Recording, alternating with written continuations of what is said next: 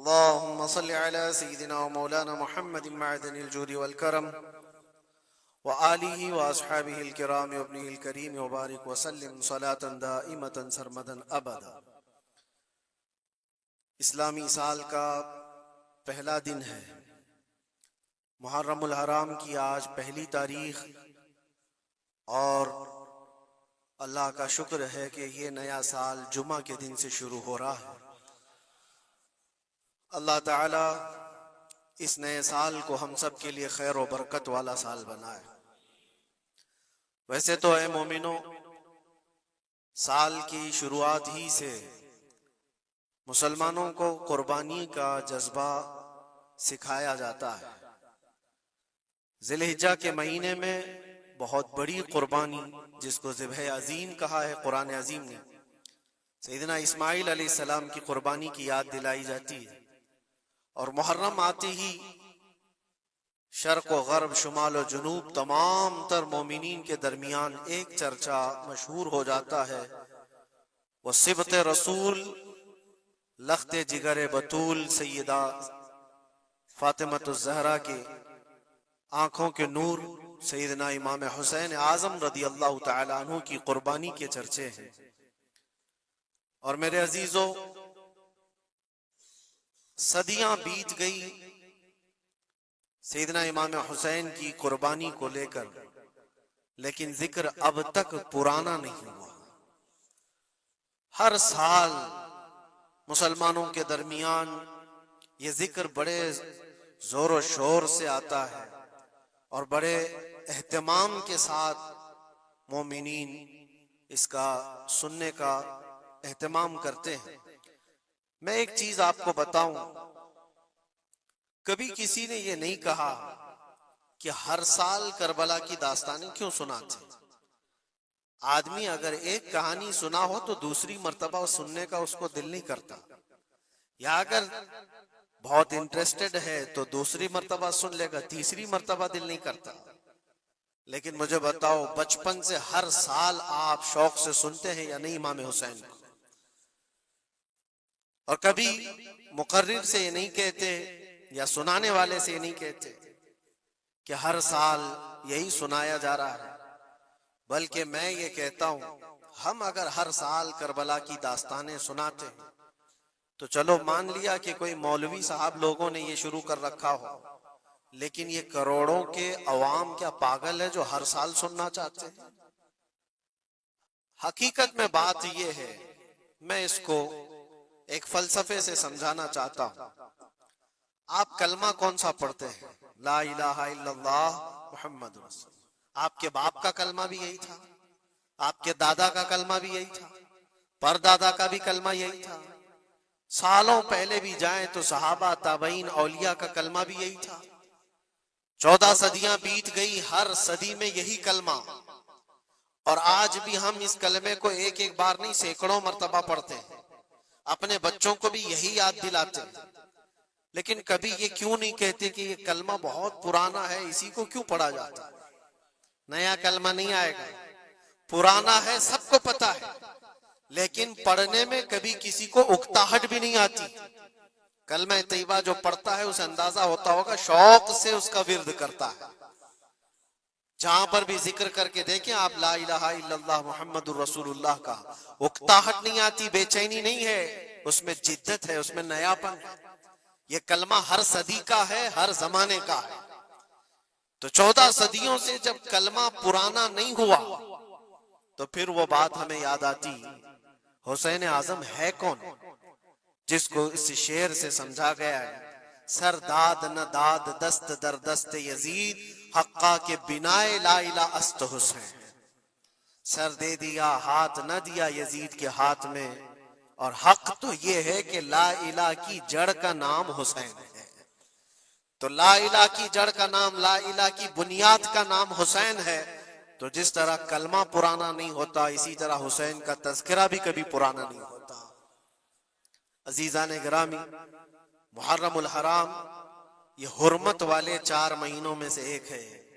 سال کے 12 مہینوں میں اللہ تعالیٰ نے قرآن پاک میں فرمایا 4 مہینے حرمت والے ہیں، رجب اور پھر یہ ذی القعدہ، ذی الحجہ اور محرم، یہ 4 مہینے حرمت والے ہیں، اس میں جنگ و جدال، قتل و قتال سب حرام ہے۔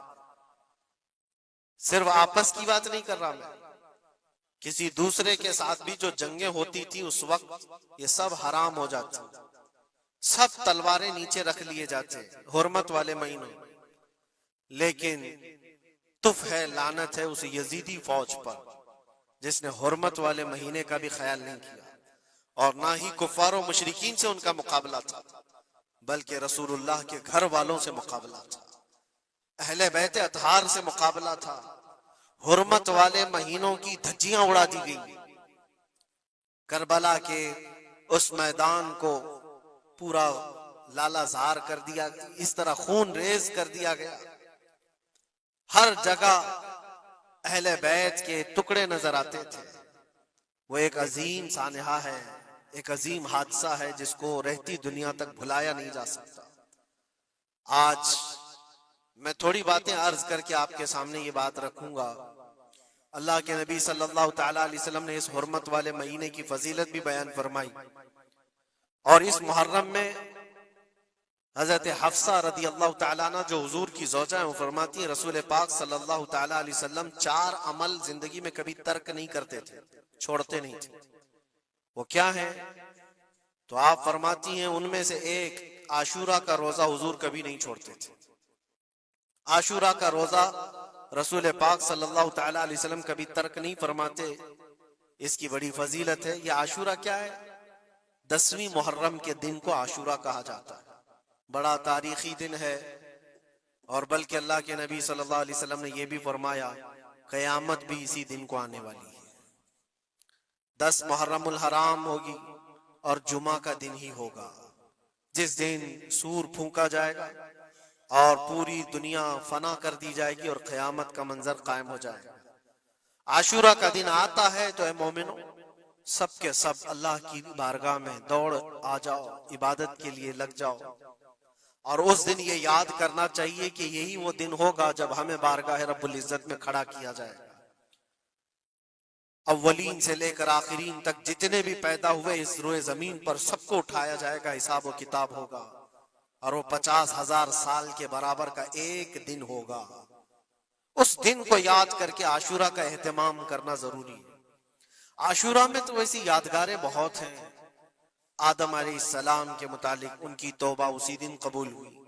نوح علیہ السلام کی قوم پر جو عذاب آیا تھا طوفان کا، وہ طوفان نوح سے کشتی کو جو نجات ملی نوح علیہ السلام کی، وہ بھی عاشورہ کا دن تھا۔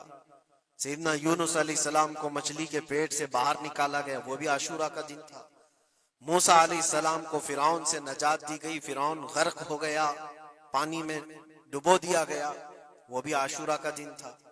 بہت ساری اس طرح کی تاریخی چیزیں عاشورہ کے دن، لیکن یہ ساری تاریخوں پر ایک تاریخ غالب آ جاتی ہے، وہ رسول اللہ کے نواسے کی قربانی کا دن، اس لیے کہ وہ پوری امت کو ہلا دینے والا حادثہ ہے۔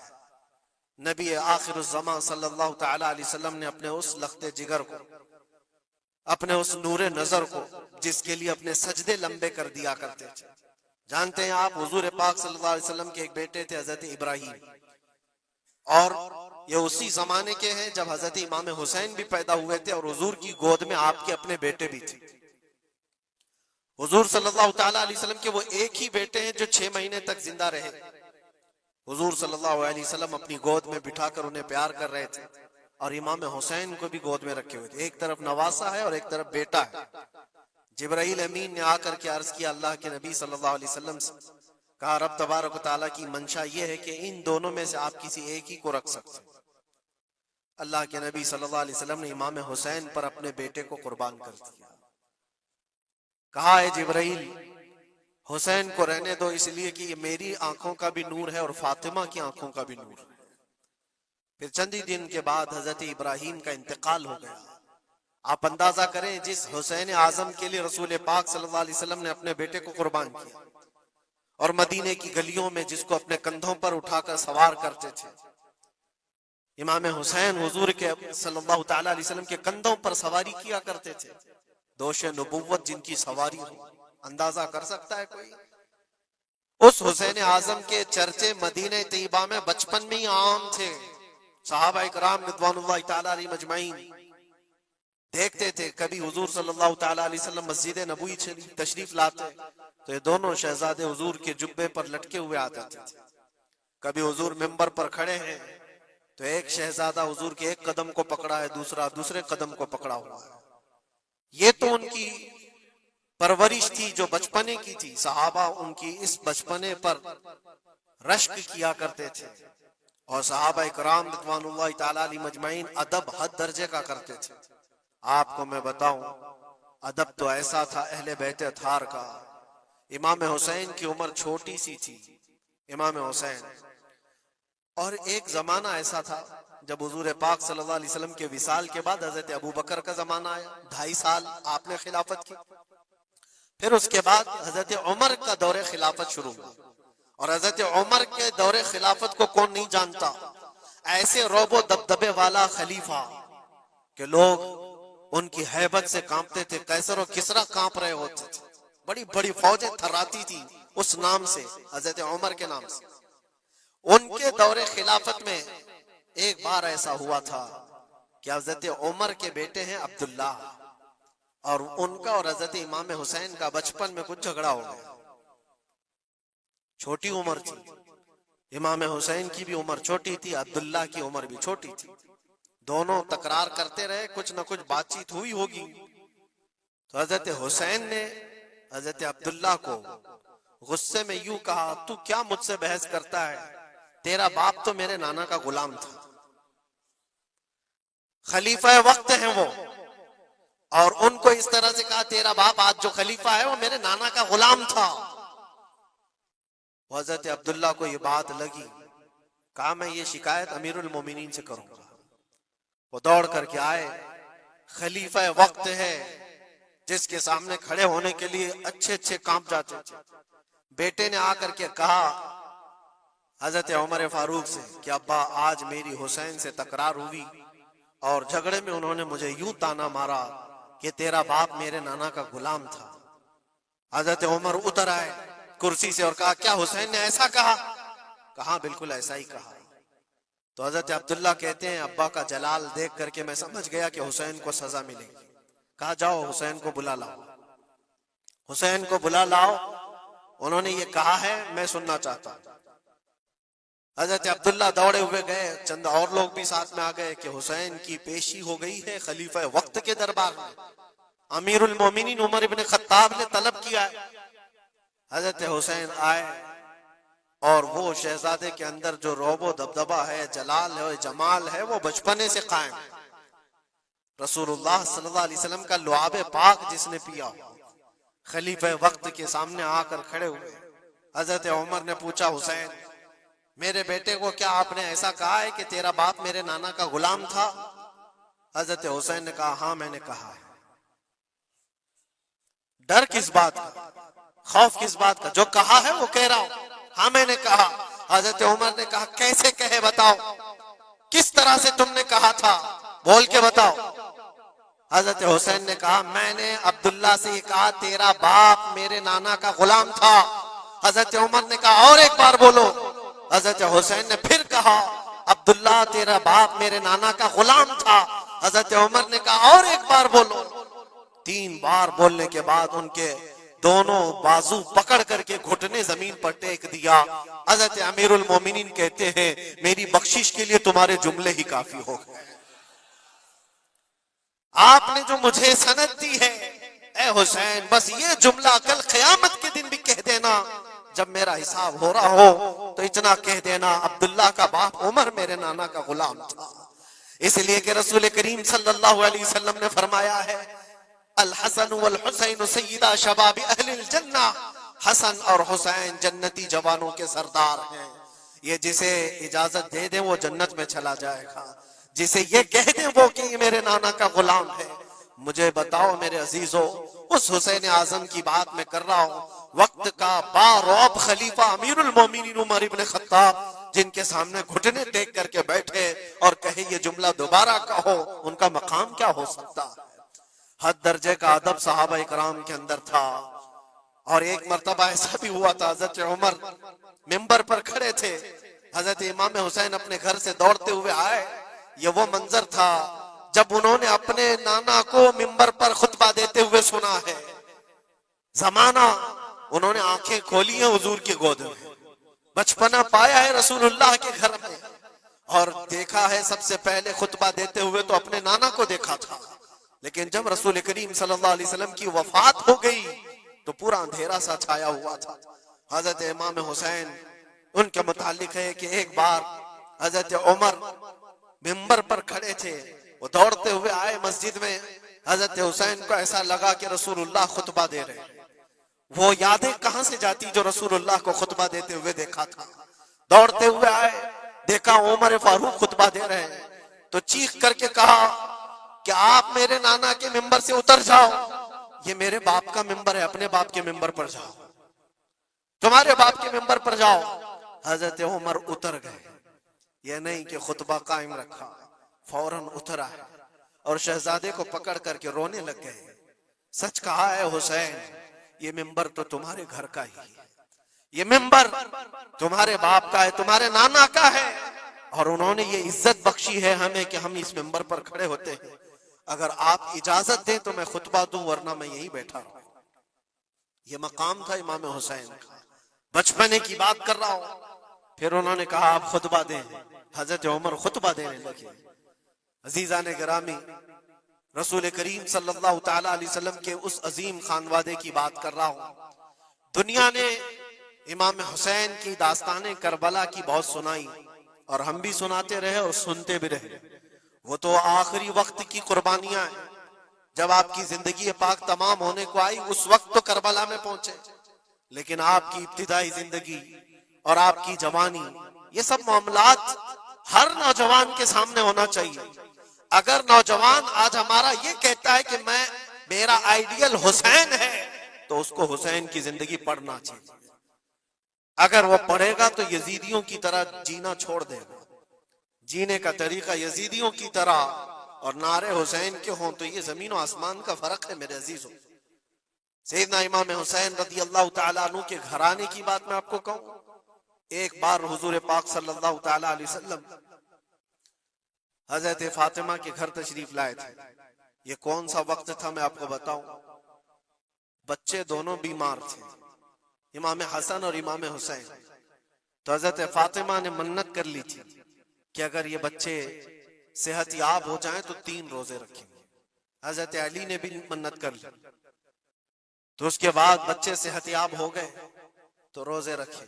حضرت علی رضی اللہ تعالیٰ داماد رسول، اسد اللہ الغالب، شیر خدا جن کو کہتے ہیں، فاتح خیبر شکن اور فاتح خیبر، سیدنا علی ابن ابی طالب رضی اللہ تعالیٰ عنہ ایک کھجوروں کے باغیچے میں کام کیا کرتے تھے اور مزدوری میں صرف 2 درہم آپ کو ملتے تھے. وہ 2 درہم ایسے کہ اس سے مدینے میں اتنا آٹا ملتا تھا جس سے 5 روٹیاں بن سکتی تھی. یہ دن کی مزدوری تھی ان کی. دن بھر کام کر کے آتے، روزہ رکھ کر کے گئے تھے، کام کر کے 2 درہم مزدوری میں لے آئے اور اس کے بعد آٹا خرید کر لائے اور کہا فاطمہ روٹیاں بنا لو. 5 لوگ تھے گھر میں، حضرت فاطمہ، حضرت علی اور آپ کی ایک کنیز فضہ اور حضرت حسن اور حسین رضی اللہ تعالیٰ عنہ. 5 روٹیاں بنی تھی اور شام میں افطار کے لیے بیٹھے تھے.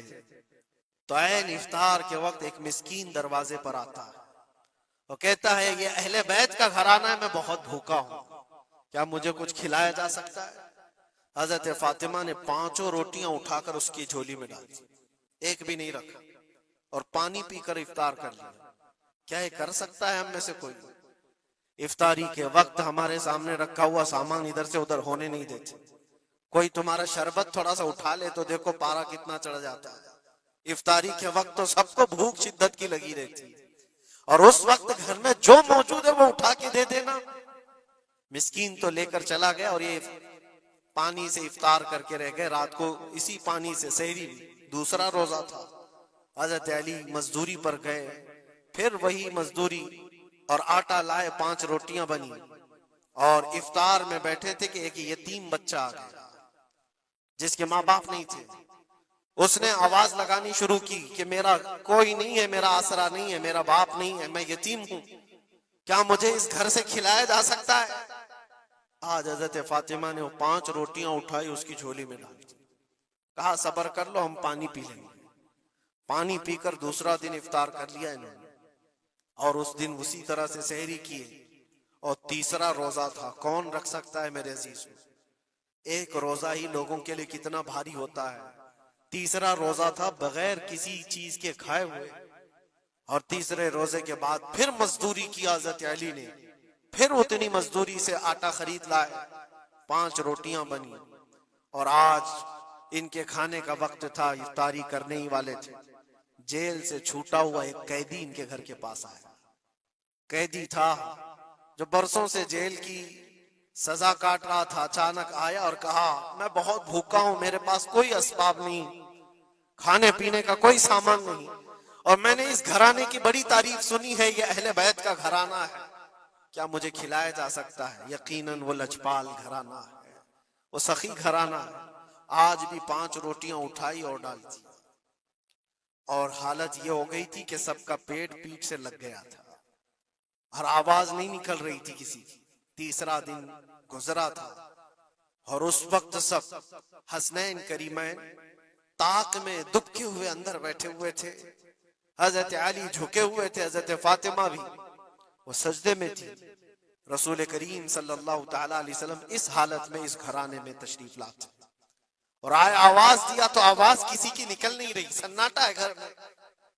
دیکھا تو حسنین کریمین جسم پورا لاغر دکھ رہا ہے، دیوار سے دبکے ہوئے بیٹھے ہیں. حضرت فاطمہ الگ، حضرت علی الگ. یہ کیا منظر ہے؟ یہ اہل بیت وہ ہیں جو فاقہ کرتے تھے لیکن شکایت کسی کے پاس کرتے نہیں تھے. یہ نہیں کہ ہمارے گھر میں کچھ نہیں ہے، کبھی نہیں کہا. اسی طرح بیٹھے رہے. اللہ کے نبی صلی اللہ علیہ وسلم پوچھ رہے تھے تمہیں کیا ہو گیا؟ اسی اسنا میں ان کا جواب آنے سے پہلے جبرائیل امین آیت لے کر کے آ گئے. آیت لے کر کے آ گئے. قرآن پاک کی آیت سورہ دہر میں آج بھی موجود ہے. اللہ تعالیٰ فرماتا ہے وَيُطْعِمُونَ الطَّعَامَ عَلَى حُبِّهِ مِسْكِينًا وَيَتِيمًا وَأَسِيرًا. اے رسول پاک، یہ وہ گھرانہ ہے جو اللہ کی محبت میں کبھی مسکین کو کھلاتا ہے، کبھی یتیم کو کھلاتا ہے، اور کبھی قیدیوں کو کھلاتا ہے. اور حضور کو حضرت جبرائیل نے بشارت دی، نہ وہ مسکین گھر پہ آیا تھا، نہ یتیم گھر پہ آیا تھا، نہ قیدی گھر پہ آیا تھا. وہ تو اللہ کا فرشتہ تھا جو اہل بیت کا امتحان لے رہا تھا. اور یہ اہل بیت کا گھرانہ امتحان میں مکمل کامیاب ہے، اور ان کے کھانے کے لیے اللہ تعالیٰ جنت سے کھانے نعمت اتار رہا ہے. یہ وہ گھرانہ تھا. کیا اس صبر کو آپ دیکھ سکتے ہیں بچپن میں جہاں اتنا صبر سکھایا گیا ہو؟ بچوں نے یہ الجھ کر کے کہا کہ ماں کیوں دے رہی ہو روٹیاں، ہمارے لیے بھی تو کچھ رکھو. یہ وہ آداب تھے، یہ وہ پرورش تھی جو کربلا کے میدان میں ان کو جبل استقامت بنایا ہوا تھا. ٹس سے مس نہیں ہوتے تھے. یہ اچانک آئی ہوئی پرورش نہیں تھی، اچانک ملی ہوئی تربیت نہیں تھی. ان کی گٹھی میں گھول کر کے پلائی گئی ہوئی تربیت تھی. حسنین کریمین کو یہ صبر و استقامت ان کی ماں اور ان کے باپ نے اس وقت سے دیا ہے جب ابھی وہ شعور کی آنکھیں کھول رہے تھے. عزیزان گرامی وقار، استقامت کس کو کہتے ہیں؟ یہی ایک جملہ، ایک لفظ یاد کر لو، بس کافی ہے. آج میرا میسج اتنا ہی ہے. استقامت ہے صرف اور صرف ظلم سہ کر کے مر جانا، یہ کوئی کمال کی بات ہے. ظالم کے سامنے ڈٹے رہنا اور حق بات کا اعلان کرنا، یہ استقامت ہے. اور یہ ساری کرامتوں سے بڑھ کر کے ہے.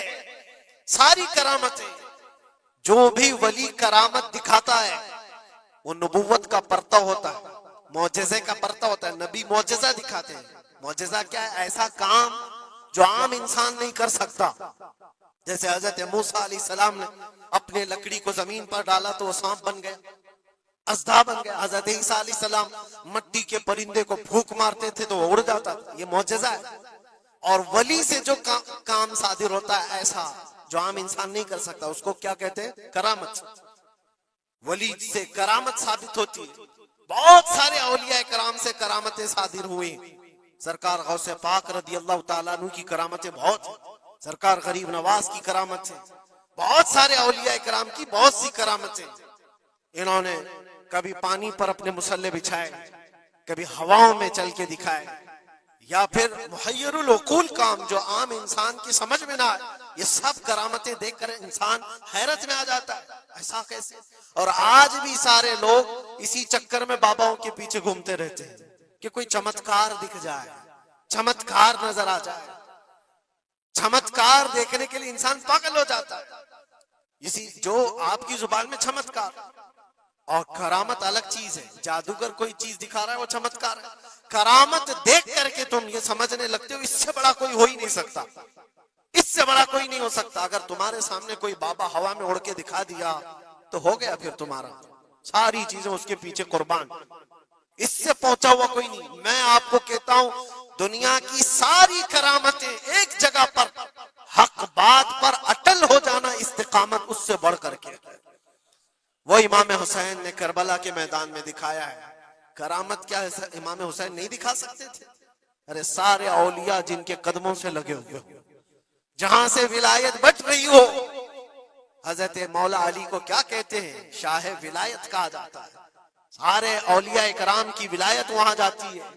تو کیا امام حسین کربلا میں اپنی کرامت دکھا کر کے قابو نہیں کر سکتے تھے؟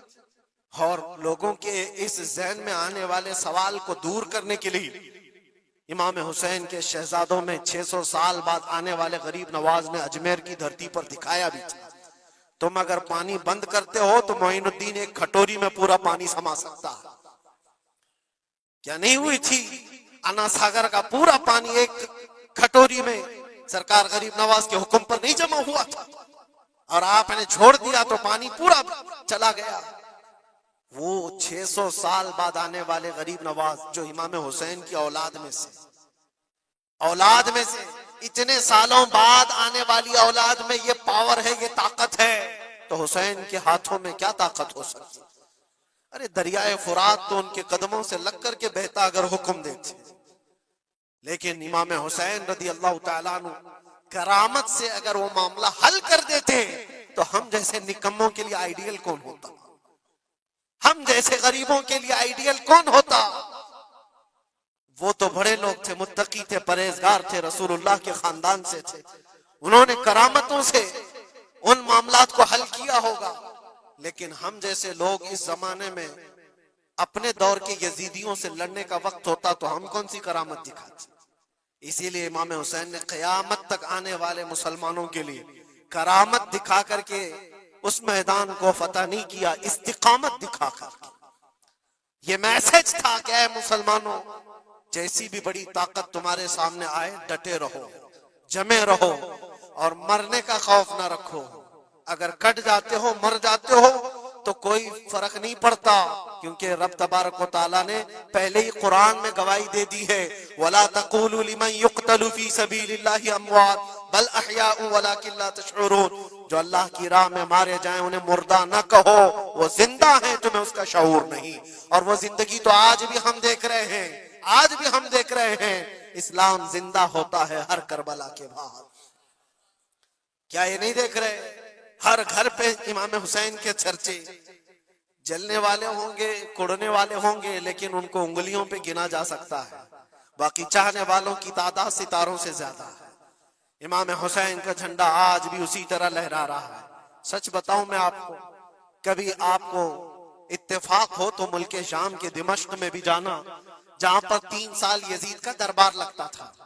وہ بھی اپنے وقت کا خلیفہ بنا ہوا تھا، اور اس نے جو اپنے دور خلافت میں، اپنے دور حکومت میں ظلم ڈھائے وہ تاریخ میں رقم ہو چکے.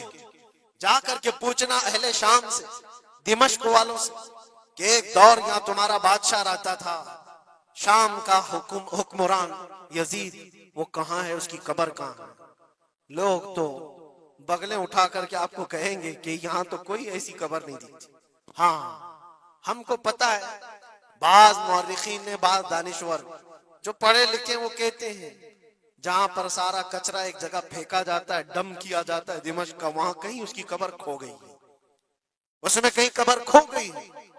یہ تو اس کی بات کر رہا ہوں جو بادشاہ تھا، فوج رکھتا تھا، تاج رکھتا تھا، تخت رکھتا تھا اور حکومت رکھتا تھا، اس کا سوال ایسے.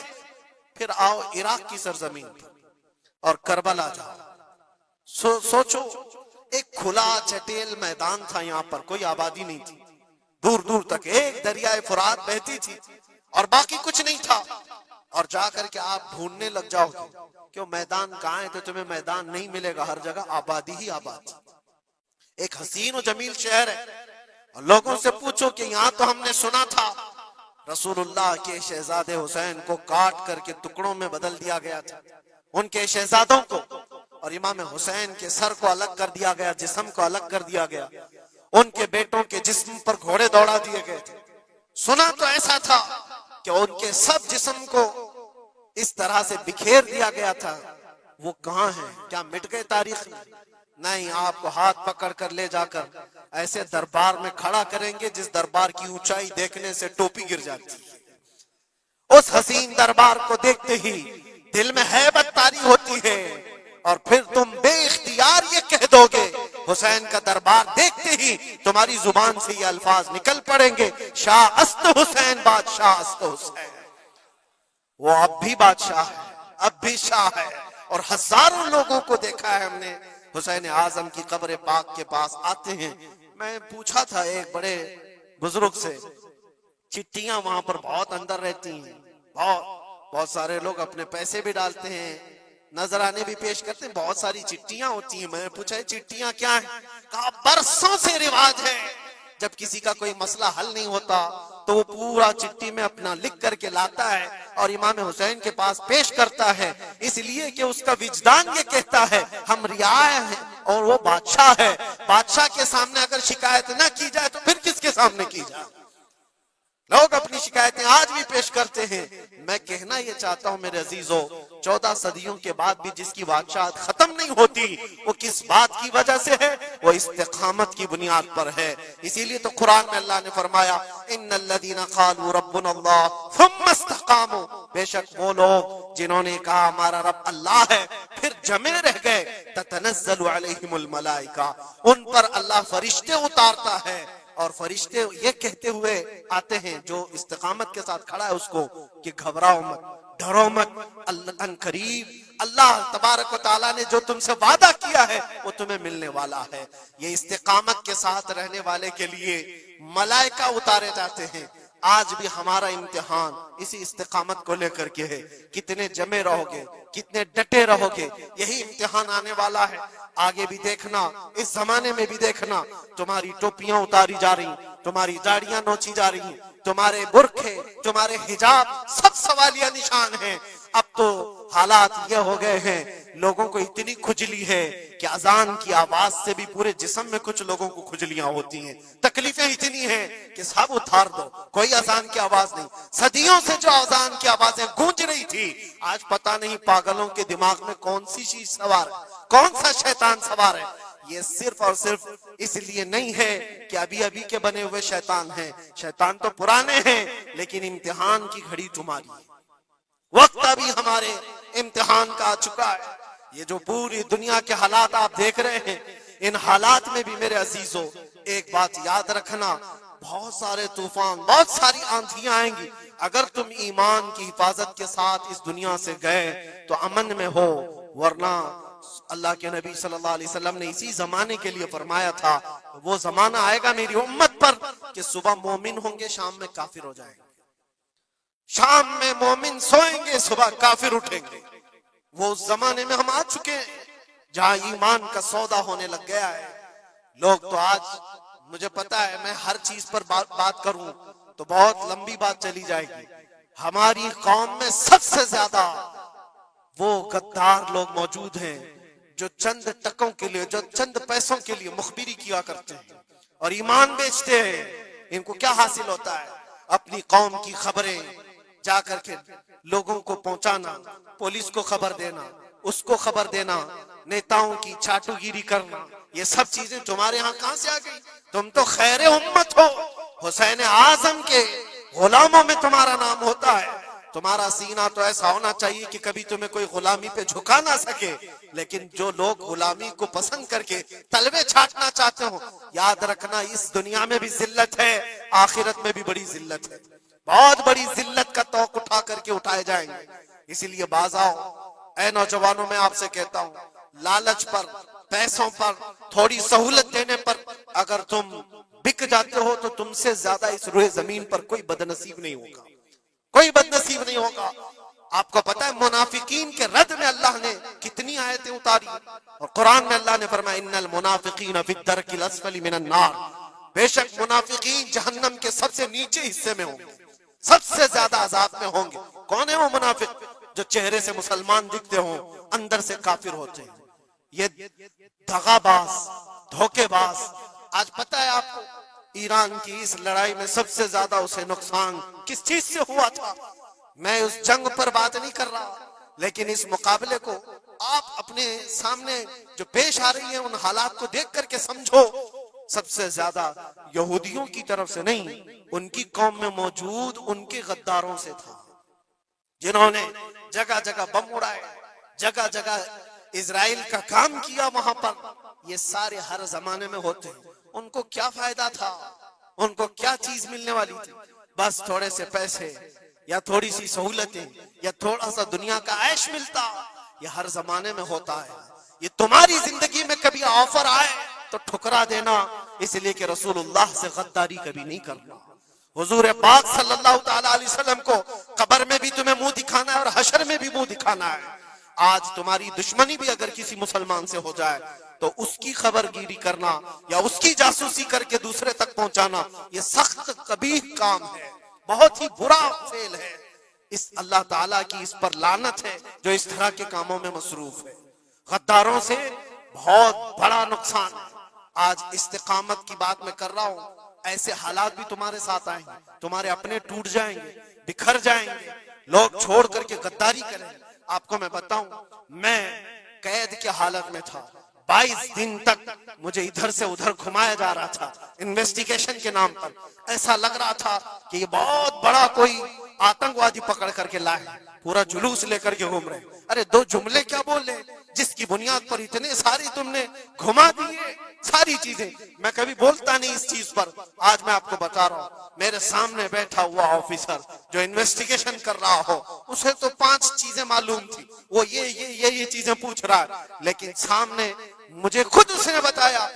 تھوڑی دیر کے بعد میسج آتا ہے، پھر میسج آتا ہے، پھر میسج آتا ہے، اور وہ ہنس رہا ہے اور کہہ رہا ہے مفتی صاحب یہ دیکھو آپ کے فلاں حضرت نے میسج دیا، آپ کی اس تقریر کی کلپ ان کو بھیجیے، یہ بھی پوچھو ان سے، یہ بھی پوچھو ان سے. مجھے سب پتا ہے، میں کبھی اس چیز کو اظہار میں نہیں لاؤں گا، لیکن اس کا انصاف اللہ کی بارگاہ میں ہوگا، اللہ کی بارگاہ میں فیصلہ ہوگا. اور جب رسول اللہ کے دربار میں ہم کھڑے ہوں گے تو دیکھنا ہم کس کے ساتھ ہوں گے اور تم کس کے ساتھ کھڑے رہو گے. دیکھنا اس بات کو. ایک بندہ رسول اللہ کی عزت کے لیے کفار و مشرکین کے نرغے میں بیٹھا ہو اور تم اپنی روٹیاں سیکنے کے لیے اس کے سامنے ہماری جاسوسی کرتے ہو اور اس سے کہتے ہو کسی حالت میں چھوڑنا مت، کسی حالت میں چھوڑنا مت. اور وہ لوگ جانتے ہیں اور وہ کہتے ہیں آپ گھبراؤ مت، ہم تو اپنا پروسیس کریں گے. اور ایسے لوگ ہمارے پاس بہت سارے ہیں جو بھیجتے رہتے ہیں، ہم تو اپنا کام ہی کریں گے. لیکن میرے عزیزو، وہ کام اپنا کر رہے ہوں گے لیکن دل پر چھریاں چلتی ہیں. یہ کون سے لوگ ہیں؟ کس نبی کا کلمہ پڑے ہوئے لوگ ہیں؟ تمہارے لیے رسول اللہ کی ناموس بھی کوئی معنی نہیں رکھتی، حضور پاک کی عزت بھی کوئی معنی نہیں رکھتی. اس چیز سے آج پوری قوم پریشان ہے. بڑی بڑی جنگیں اسی لیے ہاری جاتی ہیں جب قوم کے اندر منافقین موجود ہوتے ہیں. آج اس چیز کے اپنے دل کو بھی پاک رکھو. ہم نے تاریخ دیکھی ہے، ٹیپو سلطان یوں ہی نہیں مرے تھے. ٹیپو سلطان کو انگریزوں کے ہاتھ میں دینے والا بھی غدار موجود تھا، مسلمان تھا. یہ ساری غداریاں آج جو آئی، کتنے تو ایسے ہیں پہلے ہی سے جا کر کے کہہ دے مسجد میں یہ ہو رہا ہے، مسجد میں یہ ہو رہا ہے. یاد رکھنا قیامت کے دن تمہارے چہرے کالے ہوں گے، اللہ کی بارگاہ میں پکڑے جاؤ گے. وَمَنْ أَظْلَمُ مِمَّنْ مَنَعَ مَسَاجِدَ اللَّهِ أَنْ يُذْكَرَ فِيهَا اسْمُهُ وَسَعَى فِي خَرَابِهَا. اللہ فرماتا ہے اس سے بڑا ظالم کون جو اللہ کی مسجدوں میں اللہ کا ذکر کرنے سے روکتا ہے؟ اس سے بڑا ظالم کون ہے؟ اور وہ سب ظالم آج دیکھنے کو آ رہے ہیں. بہرحال خلاصہ کلام یہ ہے میرے عزیزو، ہم حسینی ایمان رکھتے ہیں اور حسین کی طرح اللہ کی بارگاہ میں دعا بھی کرتے ہیں کہ مولا ساری قربانیاں ہو جائیں مگر ایمان کا سودا کرنے کی نوبت کبھی نہ آئے۔ رب تبارک و تعالی ہماری یہ حفاظت فرمائے کہ ہمارے جسم کے چھتڑے ہو جائیں مگر مولا تیرے حبیب پاک کی عزت اور ان کی محبت بال برابر بھی ہمارے دل میں فرق آنے نہ پائے، بال برابر بھی فرق ہونے نہ پائے۔ اپنی اولاد کو بھی یہی تعلیم دے کر جاؤ، یہی تعلیم دے کر جاؤ۔ کربلا سننے کا مطلب یہ نہیں ہے ماتھا پیٹ لیا، سینہ پیٹ لیا، رو دھو کر کے اٹھ گئے۔ رونا تو سب کو آسانی سے آ جائے گا، لیکن حسین کے اس میسج کو اپنے بچوں میں ایسا پلا کر کے جاؤ کہ تمہارے دور میں بھی یزید آئیں گے، تمہارے دور میں بھی یزیدی فتنے ہوں گے۔ اس وقت میرے بیٹے چوڑیاں پہن کر گھر میں نہ بیٹھنا، یزیدیوں کا مقابلہ کرنے کے لیے حق بات کا اعلان کرنا۔ مجھے یاد ہے میری بات، میں جس وقت اپنے گھر سے دلی کے لیے نکل رہا تھا تو میری ماں نے یہی کہا تھا، نہ واپس آؤ تو کوئی بات نہیں، ہمیں یقین ہے کہ اللہ کے راستے پر جا رہے ہیں۔ اللہ تبارک و تعالی اس استقامت کو ہر گھر میں عطا فرمائے، حسین اعظم کا جذبہ اللہ تعالی ہماری اولاد میں عطا فرمائے۔ وآخر دعوانا ان الحمدللہ رب العالمین۔ السلام علیکم۔